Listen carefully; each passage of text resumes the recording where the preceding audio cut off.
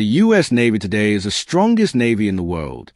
This is partly due to the fact that other nations simply can't afford the colossal military spending required to field a navy that can compare.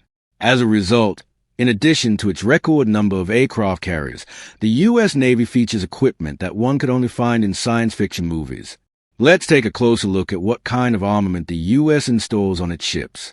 In this video, you'll learn what kind of missiles U.S. ships are armed with. We'll tell you about the most modern forms of long-range weapons, such as universal ship installations, innovative railguns, and powerful lasers. Weapons that may soon change the face of warfare dramatically. At the very top of our list is the 76.2mm OTO Malaris 76 naval gun, originally from Italy. It was adopted by the U.S. Navy back in 1975 and is still in active use on various ships, such as frigates, corvettes, patrol boats, destroyers, and squadrons. The system is extremely compact, allowing it to be deployed on even the smallest warships. The high rate of fire and variability of ammunition made it capable of close-in-point defense as well as air and ground support. The OTO Malaris 76 uses armor-piercing, incendiary, and fragmentation projectiles. If necessary, a guided projectile capable of destroying maneuverable anti-ship missiles can be engaged. To conceal the cannon on a ship, it can be installed inside an invisible dome. That way, the enemy won't even be able to tell where the shell came from. The Mark 38 is based on the M242 Bushmaster, a 25mm automatic gun developed by McDonnell Douglas engineers. It wasn't by chance that engineers chose the M242. It was chosen for its design, which allows a chain gun to fire almost non-stop, varying its rate of fire from single shots to its maximum safe rate of fire, depending solely on how quick pressure drops in the barrel after firing along with the mechanical endurance of the unit. In addition, the short barrel makes installation of the armament inside the turret much easier. The gun is used by the U.S. Navy on warships to defend against light surface targets as well as coastal targets. In extreme cases, it can also be used for assault. The gun has undergone a number of upgrades, resulting in an increased rate of fire, which allows for more effective use in combat. The Phalanx CIWS, also known as a Phalanx, is a ship-based anti-aircraft artillery system that entered service with the U.S. Navy slightly before the Mark 38 in 1980. The system is used by the Navy primarily to counter anti-ship missiles with supersonic and subsonic flight speeds. The Phalanx CIWS consists of the M61A1 six-barreled automatic gun, 2 radar stations, an electronic turret, control panels, barbette, and, of course, the mount on which all this is set.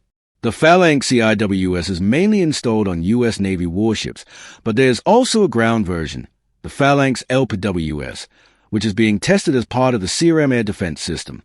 It protects against missile, mortar, and artillery fire. From defensive weapons, we move on to more futuristic weapons, which you've probably already seen more than once, be it in games or movies.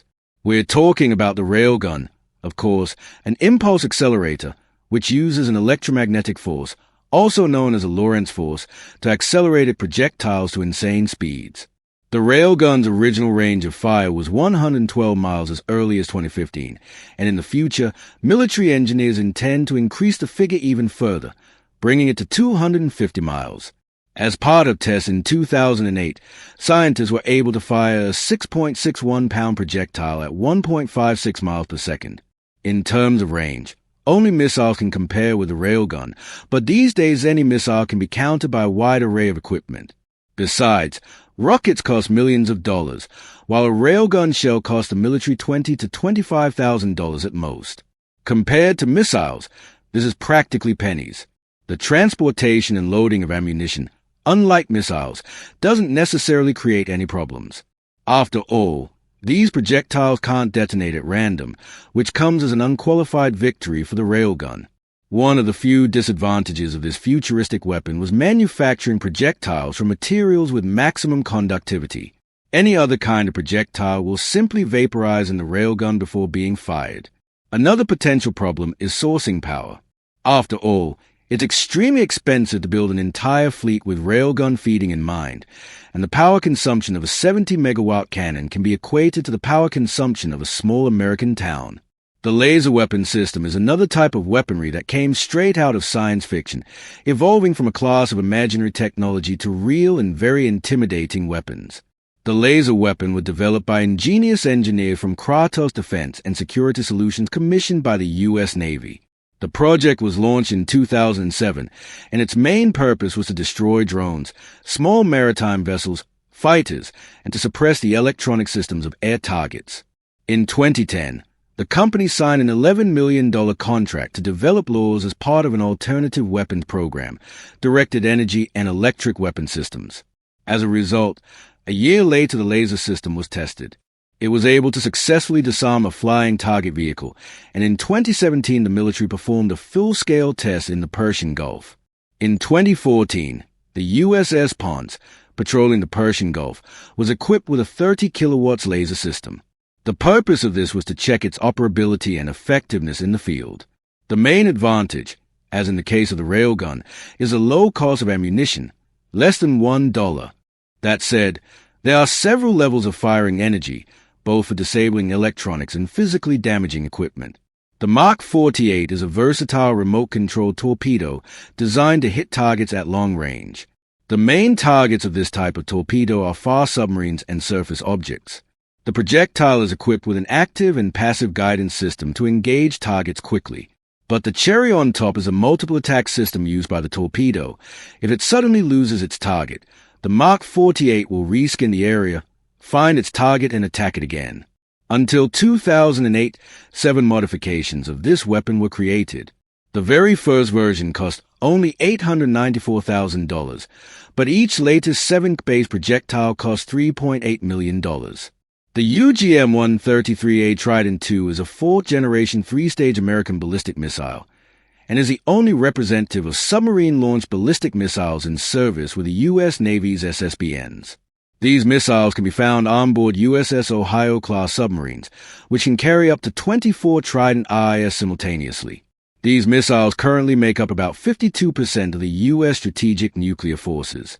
The Trident II is capable of covering over 7,000 miles, allowing it to reach anywhere in the world. The high accuracy of the Trident effectively engages even the most hardened targets, like bunkers and intercontinental ballistic missile silos. The projectiles are notable not only for their power, but also for their combat achievements. For example, they currently hold a record for number of successful launches in a row, and because of their high reliability, the United States plans to use them at least until 2042. Tomahawk Missile Block V is the latest short-range multipurpose high-precision subsonic cruise torpedo modification. Development of the Tomahawks began in 1972 as part of a renewed program for cruise missiles by the U.S. Army, which at the time was heavily impressed with the USSR's success in this field. The development resulted in the first surface flight test from the USS Merrill in 1980, and by 1982 the missile was completed. These missiles are in service with U.S. Navy warships and submarines, although the missiles themselves were designed with land and airborne use in mind. Due to their design features, they can successfully navigate around uneven terrain. In some cases, the missiles can be used as unmanned reconnaissance vehicles equipped with additional hardware and deliver munitions or ammunition to allies in cases where delivery by other methods is impossible due to weather conditions or enemy air defense operations. One such missile costs American taxpayers $1.87 million. The SM-2 is one of the newest American anti-aircraft guided missiles in the Raytheon Standard family. Combat ships are equipped with such missiles, and today they can be seen not only in the U.S. Navy, but also among many U.S. allies around the world. One of the main differences of the second version was a new combined guidance system. It eliminated the need for the Army to have a radar beam accompany the projectile to constantly illuminate the target throughout the missile's flight. It now tracks a target with radio corrections transmitted to the missile after the radar detects the target. The illumination itself is switched on for just a few seconds for more accurate targeting, due to which the firepower and interference immunity have been significantly improved. Missiles designed to work with the Aegis fire control system have been recently modified with a two-way communication channel between missile and delivery vehicle. Thanks to this, the military was able to control the flight of the SM-2 during its march, optimizing its trajectory and leaving its target with no chance to evade the projectile. A single SM-2 launch cost the Navy about $409,000.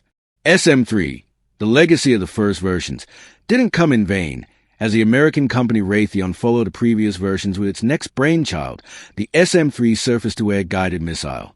Like its predecessors, it is mounted on destroyers, cruisers, or assembled as ground installations. This version has its own kinetic warhead and is guided automatically by a high-resolution, homing infrared warhead.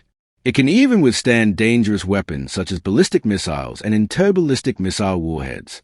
For example, in 2001 to 2002, the missile was able to successfully intercept a simulated ballistic missile warhead at an altitude of 155 miles, and in 2020 the experiment was repeated by launching the SM-3 Block IA, which destroyed a test target near the Hawaiian Islands.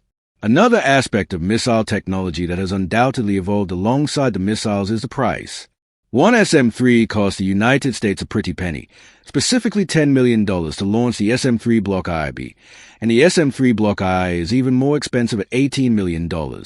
What do you think about modern weapons? Will railgun lasers be able to outlast other weapons for the foreseeable future thanks to their performance and more affordable price? What impressed you the most? Be sure to share your thoughts with us in the comments. Also, if you enjoyed the video, don't forget to like it, subscribe to the channel, and enable notifications to stay tuned. See you soon.